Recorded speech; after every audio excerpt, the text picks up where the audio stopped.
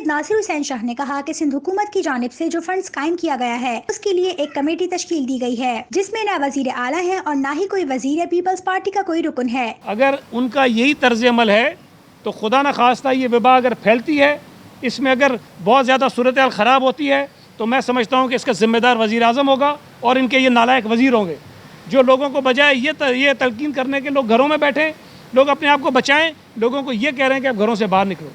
انہوں نے ایک جو ہم نے فنڈ قائم کیا اس کے متعلق بھی غلط بیانی کی۔ مرتضی وہاب تقریباً روزانہ کی بنیاد پر اس فنڈز کی تفصیلات جو ہے وہ ٹویٹر کے ذریعے لوگوں کو بتاتا رہتا ہے، اور اس کے ساتھ ساتھ ہم نے اس فنڈ کو حکومت سے بالکل الگ رکھا ہوا ہے۔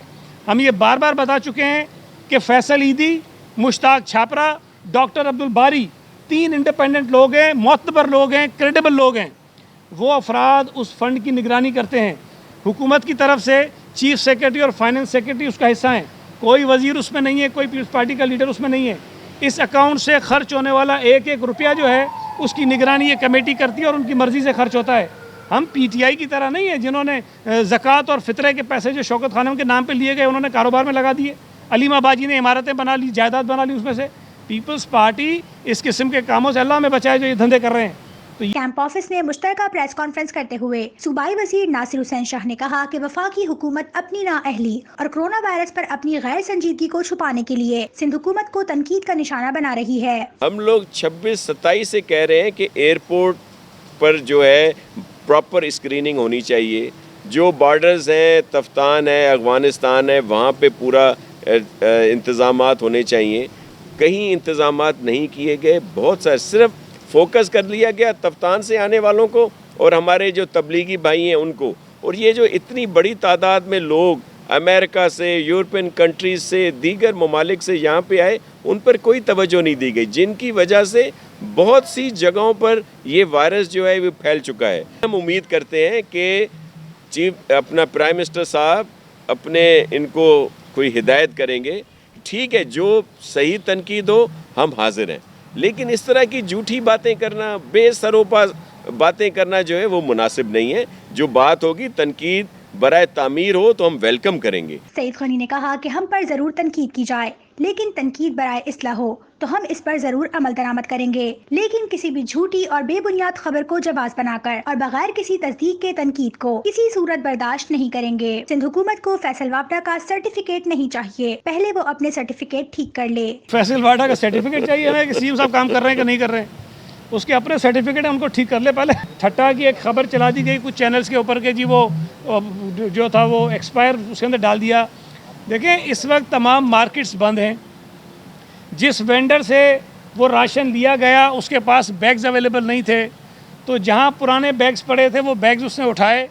چاول کے بیگ میں چینی پڑی ہے، چینی کے بیگ میں آٹا پڑا ہے، اس کے اوپر جو ڈیٹ لگی تھی انہوں نے کہہ دیا یہ ایکسپائر ہے۔ وہ کھول کر میڈیا کو دکھایا گیا سارا کہ کوئی ایکسپائر نہیں تھا۔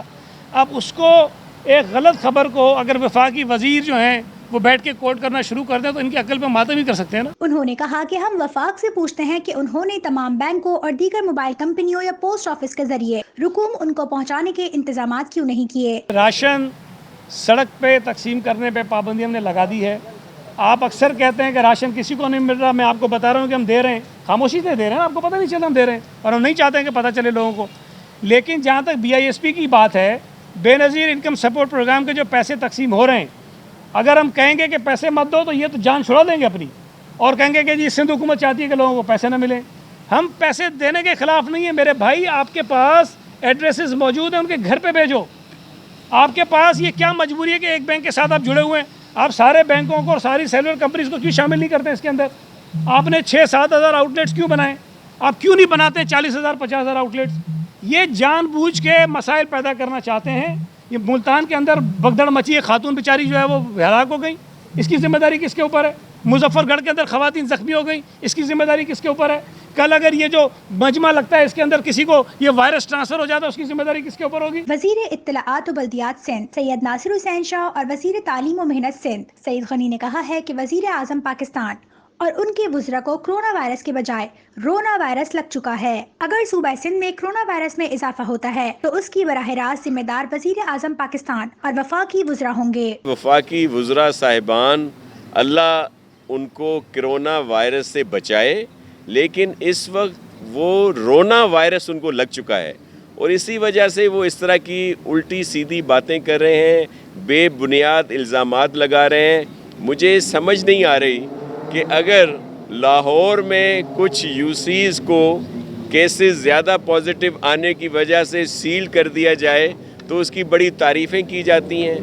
اگر کراچی میں کچھ یو سیز کے کچھ کلسٹرز کو اگر سیل کر دیا جائے اس وجہ سے کہ وہاں پہ ایک دم بہت زیادہ کیسز آئے, کچھ اموات بھی ہوئیں, تو اس پر تنقید کا نشانہ بنایا جاتا ہے.